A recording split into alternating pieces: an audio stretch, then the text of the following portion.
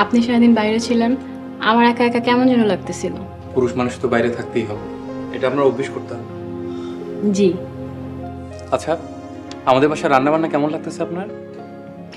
খুব মজার। আচ্ছা, কে রান্না করেছে? মা? মাথা খারাপ হয়েছে আপনার? মা, বড় ভাবি, মারিয়া কেউই রান্নাঘরে যায় না। রান্না তো সবসময় রাবেয়া খালাই করে। আচ্ছা, তাহলে কাল থেকে আমি রান্না করব। আমার হাতের রান্না খুব মজার। দেখেন আপনাকে উঠতে যাই কিনা, চেষ্টা করে দেখতে পারেন। জানেন, আমি আমার বাবা মাকে খুব ছোটবেলায় দেখেছিলাম। তাদের চেহারা আমার ঠিক মতো মনেও পড়ে না। ছোটবেলা থেকে আমার খুব ইচ্ছা যে আমি আমার শ্বশুর শাশুড়িকে আমার বাবা মায়ের মতো ভালোবাসবো। এটা খুবই ভালো ইচ্ছা, আর আমি ভাগ্যবান যে আপনার মতো একজন স্ত্রী পেয়েছি। জানেন, আপনি যখন আমার প্রশংসা করেন, আমার মনে হয় পৃথিবীর সবচেয়ে সুখী নারী আমি।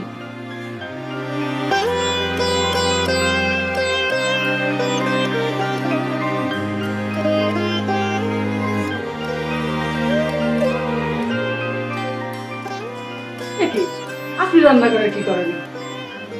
আরে আপনি হচ্ছে নতুন মানুষ, আপনি কেন রান্না করে আইবেন? আপনি রাবেয়া খালা না? হ্যাঁ, আমি রাবেয়া খালা। রাবেয়া খালা, আমি আপনার সাথে আপনার রান্নার কাজে সাহায্য করি। কি যে কোয়ান ভাবি সাহেবা, এবারে কেউ কোনোদিন রান্না করে আসে না, আর আপনি নতুন আইসি রান্না করে চলে আইলেন। রাবেয়া খালা, আমার ডাইনিং রুমে আসছে, দ্রুত আমাকে কফি দাও। আমি যাই, এই ম্যাডামকে কফিটা দিয়ে আসি। রাবেয়া খালা, আপনি কফি বানাই দেন, আমি নিয়ে দিয়ে আসি।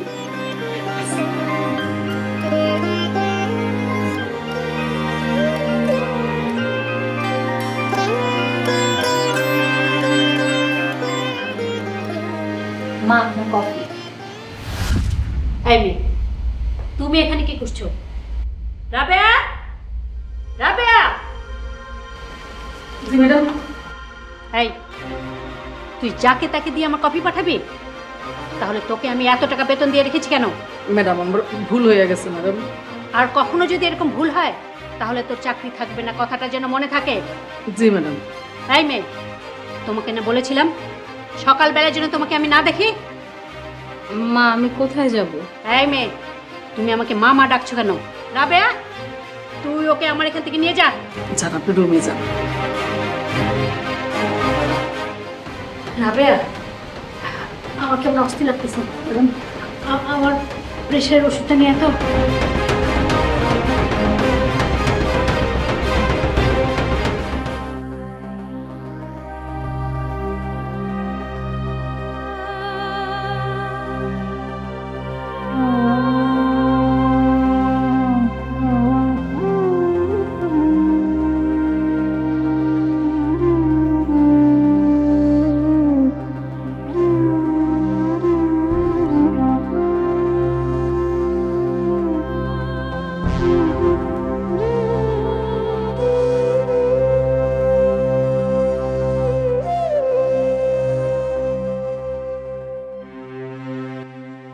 তাহলে তুমি যদি এই মেয়েকে নিয়ে থাকো তাহলে আমাদের সাথে থাকতে পারবে না। ঠিক আছে মা। এখনো সময় আছে, চিন্তা ভাবনা করেই বলো। তুমি যদি এই মেয়েকে নিয়ে থাকো তাহলে কোনো সম্পত্তির ভাগ পাবে না। মা, শরিয়া মোতাবেক ফাতেমা আমার বিবাহিত স্ত্রী। আমি যেদিন প্রথম গ্রামে গেলাম সেদিনে আমি ওকে দেখি এবং আমার পছন্দ হয়েছিল। বন্ধুর কাছ থেকে খবর নিয়ে জানতে পারলাম আমার বিয়ে ঠিক হয়ে আছে। দুর্ভাগ্যবশত বিয়েটা হয়নি, সেদিন পাত্রপক্ষ আসেনি। ফাতেমা খুব ভালো মেয়ে, গ্রামে সবাই ওকে পছন্দ করে। সবারই খুব মন খারাপ ছিল। সেই সময় একটা অসহায় মেয়ের দায়িত্ব নিয়ে আমার প্রয়োজন ছিল। যেহেতু আমি তাকে আগেই পছন্দ করেছিলাম, আমি বিয়ের প্রস্তাব দিই এবং সবাই সম্মতি দেয়, আমরা বিয়ে করি। আর তুমি বলছো সম্পত্তির কারণে আমি আমার বিবাহিত স্ত্রীকে ছেড়ে দেব?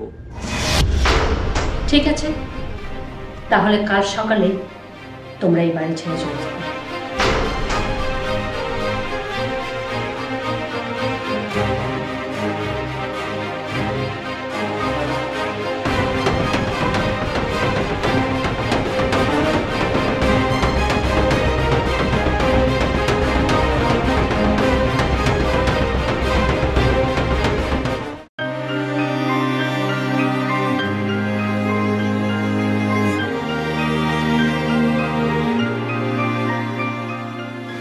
ভাইয়া তুমি আমাকে ছেড়ে চলে যেও না, তুমি চলে গেলে আমার একটু ভালো লাগবে না।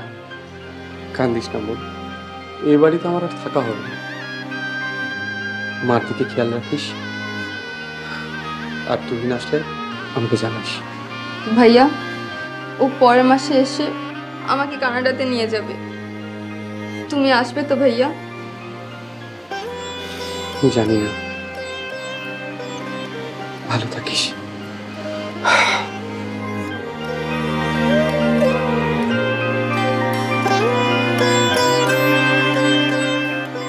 ভালো থেকো ভাবি, আর ভাইয়ার খেয়াল রেখো। আচ্ছা ঠিক আছে। ভাইয়া তুমিও ভাবির খেয়াল রেখো। আমরা আসি।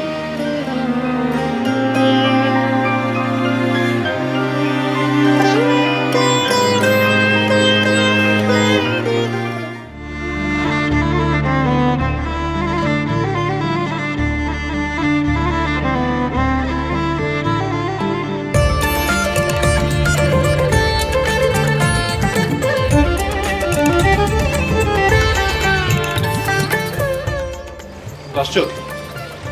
হ্যাঁ রে, কেমন আছো? আসসালামু আলাইকুম ভাই, ভালো আছেন?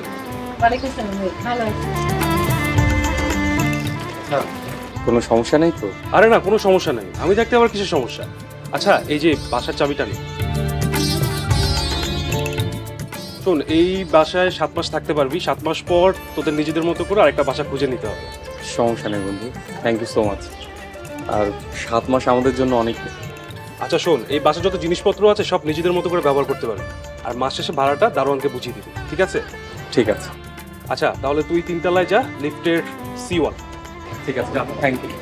ভাবি ভালো থাক।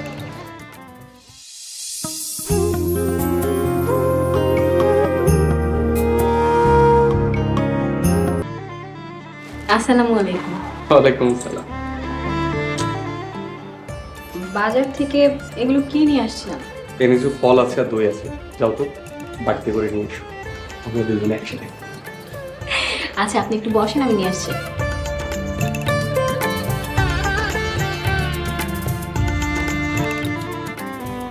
এই যে শুনছেন, ভাইয়া আর ভাবির ছবি তো খবরের কাগজে বের হয়েছে।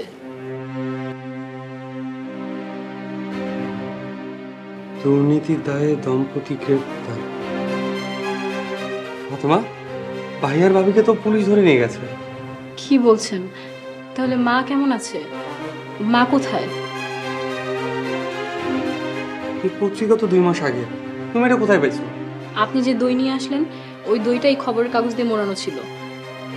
চলেন না আমরা এখনই গিয়ে দেখে আসি। আচ্ছা ঠিক আছে, তুমি যাও, তাড়াতাড়ি রেডি হও, আমরা এক্ষুনি যাবো।